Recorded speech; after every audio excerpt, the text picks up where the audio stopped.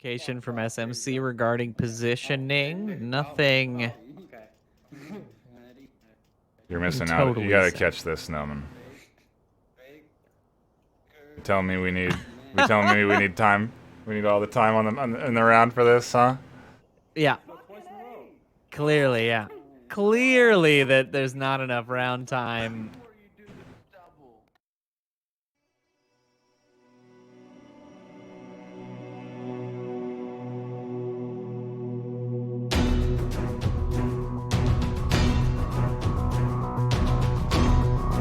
It's your man, Pooh Nanners, your Texas caster and hype master.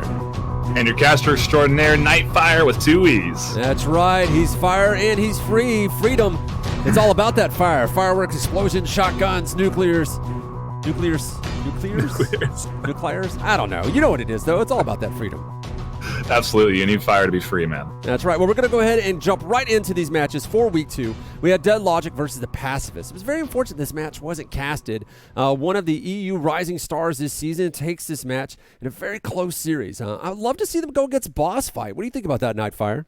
Yeah, they are definitely a rising EU star, and I guess spoiler alert for next week's show, they have taken one map against beginners this week, so they're looking pretty good. That's an impressive thing to be doing. Yeah, well, we'll see what comes more from them. They were able to win this series 8-7, so it was really close, and I can't wait to see more from them. But moving on to the next match, we have Cats and Hats versus Lords of War. This is a tough match for Cats and Hats. The Lords of War had speed and teamwork on their side, and they knew where they could best cut off the Cats' offense, but also knew exactly how to push against their defense. Let's take a look.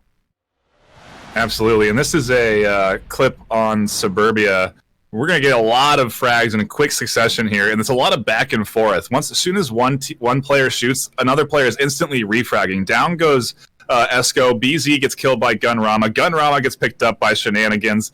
There's 4 trades here, then another kill on top of it by High Voltage, and I think one more here at the end. But yeah, a lot of trading going on.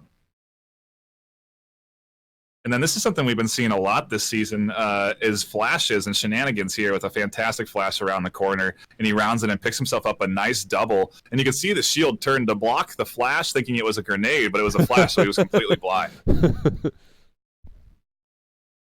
And this is another new strat we've been seeing a lot in this season is a Suicidal C4. So Gunrama pushes in hard, tries to get as close as he can. And then once he's dead, oh, man, that sucks to fall for that.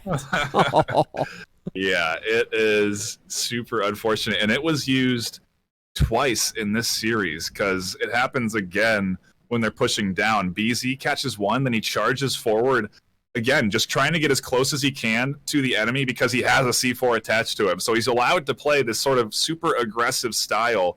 And when he gets up here, they're like, okay, we're good. We killed him. Everything's fine. We're safe. Oh, you got to watch out for that C4. I'm waiting for it. There it is, man. It's a slow wait. It's like there's got to be a way that you, at the very least, make it like beep or something like that so people know it's happening. At the same time, that's the great thing about C4. The only thing better than C4 is more C4. That's right. This guy knows. In the end, Lords of War end up taking that series 12-3, and it was exciting to watch them deploy a lot of the new tactics. You and I were actually talking earlier about flash grenades. It'd be very nice to see new mechanics in VR versus flash grenades. Right now, you have the old rules that you see in like CSGO and Rainbow Six where you break line of sight where someone looks at the ground and they turn around and look behind them. But we said, it'd be good if you had the shield in front of you, you just put the shield up here so you're not looking through it. Put your hand in front of your eye, just like put both hands over your face, something like that. Cover your ears. And what would be really nice for like a gameplay mechanic is a way to sort of easily tell the difference between the two. I do know that Dante and the guys from Downpour do prefer realism over gameplay, but there are some gameplay type mechanics and trying to find out where that nice sweet spot is, at least as far as competition goes. It'd be really fun. Yeah, So, I think one of those gameplay mechanics that's coming too is the M203 and RPG. Those are more gamey, I think, and we'll see those coming in next few weeks. They'll make an appearance. that'd be nice. I can't wait to see that. So moving on to Vikings versus Silent Purge. There's a casted match, but no clips came to us except for like one that we'll get into in a little bit. It was a win for Vikings, but only barely. The first 2 maps went to match point, but Vikings pulled out those clutch moments, and we were able to get one of them to submit us a first-person view of a very tense moment. Yeah, the FPS view here really adds to it because you see He's not shaking. only the shaking in the gun, right, the tension there in the hands. He's trying to stabilize the gun. You can see it kind of. And this is what bouncing he around. sees. Like, it's not like it is for spectator view where we can see everybody. He knows they're there, but he can't see them. Yeah, and then the suppressive fire comes in, so the vision getting kind of up tight around the eyes, and then he does find 1 kill, and then here, just the firefight and the shootout. He tries to throw a nade, and rounds pinging around him. The tension is palpable as he gets that little peek around the corner. He's like, come on, trying to bait him. Oh, both of them getting killed, refrag, but sees the victory sign. He knows his team pulls out the win at the end. That's the excitement. That's what keeps people coming back to Onward, and that kind of tension and excitement in the game is not as well communicated in visuals, and it's something that that the boys at Downpour are still working on to get to people, and it's what fans of Onward, why they keep coming back, because they have been there. They know how exciting it is when you're kind of just a couple more guys or you're outnumbered and they're probably around that corner. And at the high levels, like the people that you're playing against like the Predator or Alien, like the guy you're going to, they're going to get you. Are they in front of me or are they behind me? At the very least, at the high level, like you really do know where they are. Yeah, sort of. Absolutely. You know the angles, you know where people are spawning, where they're going to be moving, and you know how to kill them before they know where you are. Yeah, very Predator. The frustrating thing is that people like beginners and Global Kim, in my opinion, especially having talked to them, watching them, like sitting with them in big screen and watching games, those guys don't only know the angles and where good spots are and where people are going to be and where to pre-fire. They know the name of the player that is going to set up there for that objective. Oh yeah, like they've played so much, they know your name, and they will sometimes say it through the wall. Yeah, it's kind of funny. They're like, "Hey, Jordan, you over there?" Yeah. Yeah, people will get picks and be like, "I just killed Sleepy," and it's like, "How do you?" Or I just killed Pants. It's like, how do you know that was the person? It's like there's no. I just but know. They know. I know, and that kind of game knowledge, like that level of game knowledge, is like, oh, that's scary. And I love that beginners kind of abuses that sometimes, where in game they know that you know how they play and that they would change it up. I know they haven't done it much this season, but I know last season watching them abusing the fact that they knew the other team knew what they were going to do, and then they didn't do that, and it was pretty interesting. So Vikings win that series 12-7. Moving on to Phoenix versus Legionnaires. This is another very close and surprisingly slower pace match for the two teams, going the full length in most rounds. There's not much to say, but Phoenix did get a very nice cap with some smooth smokes on the objective in Bazaar. Oh yeah, this is a very nice coordinated push here. As they're sort of all are creeping up around the objective from different angles, Malino is going to throw a smoke here and take the inside route from this wall where he'll find a pick to his right. And that's going to open up the entire front of the objective. They have 2 upstairs, 1 downstairs, and nobody rotating properly because the rest of the team is causing distractions. All the while, the code's getting punched in the front door, and it's 2 points. Yeah, it came down very close for these guys, all the way down to the wire. Legionnaires end up winning the series 11-10. Very nice work. It was an incredibly close series. Really fun one to watch. Yeah. So moving on to Global Kim versus G-Men. This match started off with a lot of back and forth on cargo. No Marsoc round victories early on, but in usual Globo fashion, they focused on the individual rounds and managed to pick one up with a score of 3-3 on cargo. They decided to hold a very tight defense for the last round and took the first map. From that point onwards, Globo Kim did what Globo does best and just shut down the opposing team. And, I mean, you said it earlier, what's better than C4? More C4! Yeah, and this is what we get. More of this C4 suicide play. Raph comes charging in here, actually finds 2 kills, too. It allows these guys to play aggressive, which catches people off by surprise, and then you're down behind enemy lines like this. So you see there was one by Raph's body, and off camera, you watch the kill feed, C4 detonation. Oh, man, I would just love to hear that, like, when you down a guy and you just hear, like, beep, beep, coming off the gun. They're like, scatter! But even better is to see people step that up with, like, setting up traps based on it. Like, you know they're going to scatter, so you just gun them down. For this next clip, we got Arsenic crawling up to the objective. I mean, there's 3 alive G-Men. They just have nobody checking this front rubble, and it's something you always need to be aware of because there are plays available like this where Arsenic, without any smokes, no utility, He's getting just that comes Wi-Fi proning signal. up.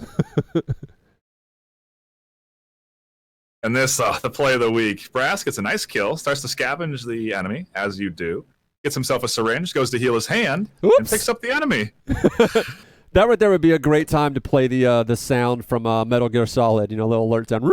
And that is definitely the play of the week. That was, that was something. Well, it's a good thing he was ready for it, too, because a lot of times, you're down like that, you're not exactly ready for the guy who just killed you to res you. So good on them. Global Chem ends up winning the series 12-4. It was very fun to watch G-Men play that one, and I can't wait to see more from them as they try to challenge them later on. Moving on to Cold Steel versus Sinister Pride.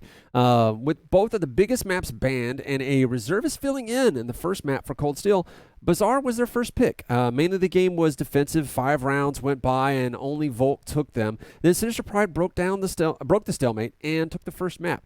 Sinister Pride picked side, and Cold Steel picked Suburbia for the second map. And the favor quickly turned to Marsoc, turning rounds one by one. The last round came down to a 1v1, which Cold Steel lost. And the last map, Cold Steel picked side, and Sinister chose Cargo. A few rounds pass, the score is 2-2, comes down to a 1v2 with Cold Steel defending and 3.5 minutes on the clock.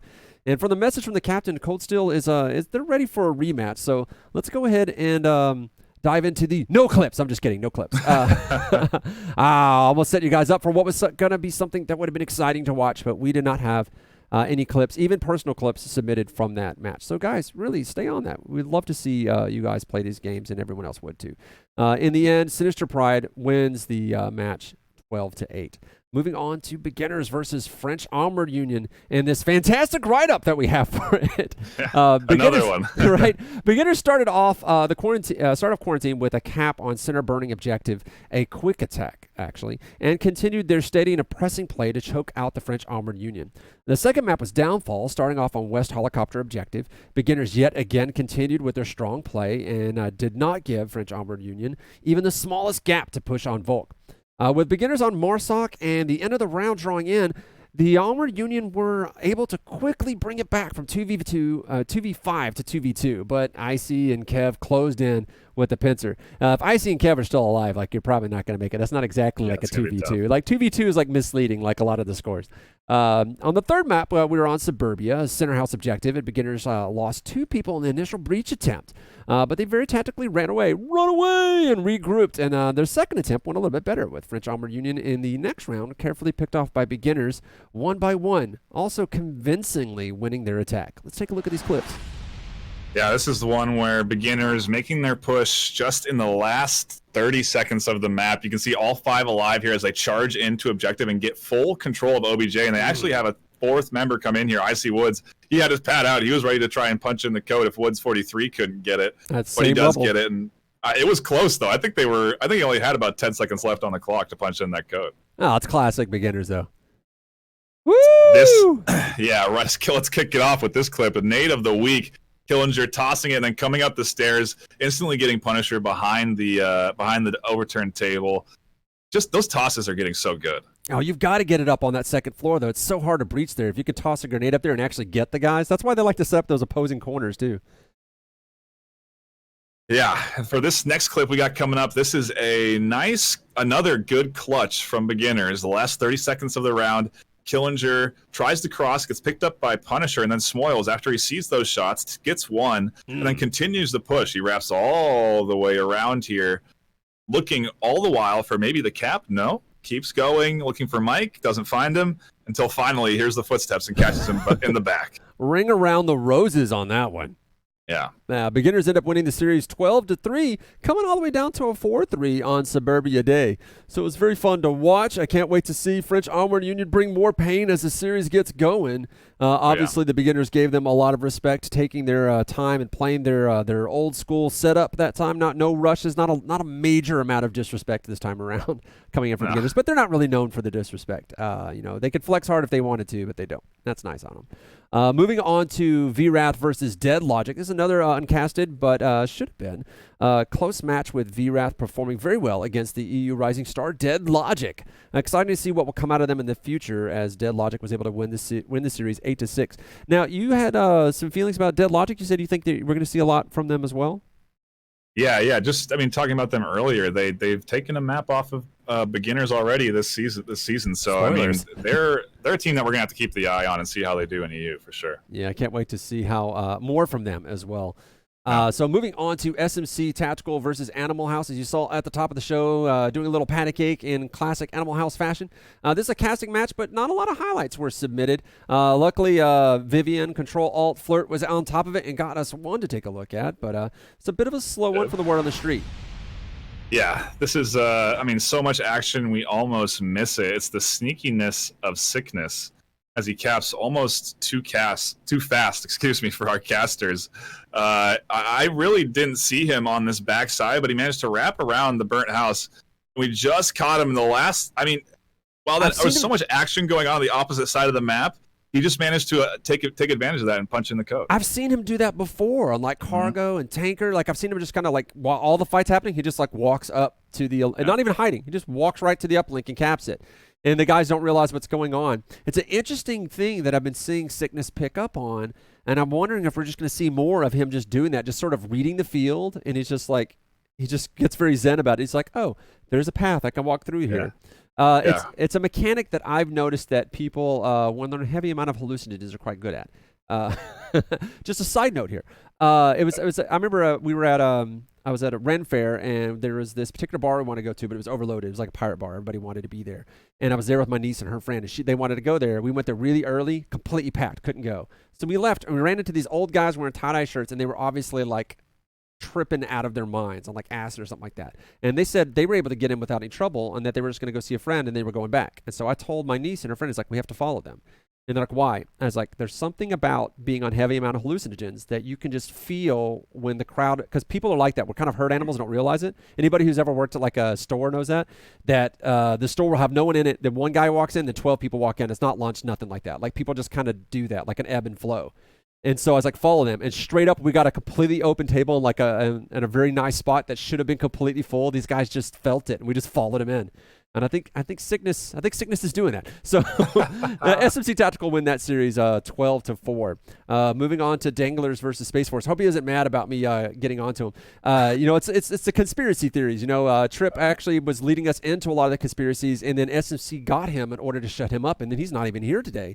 And they got sleepy too. So we'll have to see. We'll have to see if they're able to be recovered. I've been on the phone with the FBI, but they told us that trying to uncover all these deals with the shell company teams in order to launder team trades. We'll see what happens. All right, so Danglers versus Space Force. Danglers started off strong with a cap from Nintendo on Quarantine and continued strong to win the map 4-0. Then they continued to clear their way through the matches, having some issues on Bazaar with Space Force, making it to match point. But they pulled through regardless with a win of 12-3. No clips from them, unfortunately. And that ends up being the end of everything that we have. So thank you guys for joining. Oh, yes. I'll go ahead and do it then. Well, that's it for us. Thanks to all our players and viewers for supporting the show. Show some love in the comments to get a conversation going. This helps the show rank up and get more exposure to people that don't know about the league. Yeah, and keep those clips coming, because even if your match went uncasted, you can still send up clips from players that are streamed, and we're always looking for more great highlights. Yeah, keep it coming, indeed. Well, again, I am Poonators. That is Nightfire. He's been the caster extraordinaire, the original, the OG. And he's got more to say about V-Respawn. Yeah, this show is brought to you by VRRespawn.com, your only source for VR esports news. Be sure to subscribe to the channel and follow us on Twitter to stay up to date. Yes, indeed. Again, I am the man, the myth, the legend. I'm just kidding. But yes, it's brought to you by V-Respawn. Buxton was our fearless writer who suffers at the keyboard, so we don't have to. This time around, we have Vivian being the director because Trip's been kidnapped. But we'll find him later. Send us home, Nightfire. You got the last word. Yeah, thanks again for tuning in, everyone. Don't forget to like and subscribe. We've got a lot more action to bring you next week, so we'll see you all next week. Good night, everybody.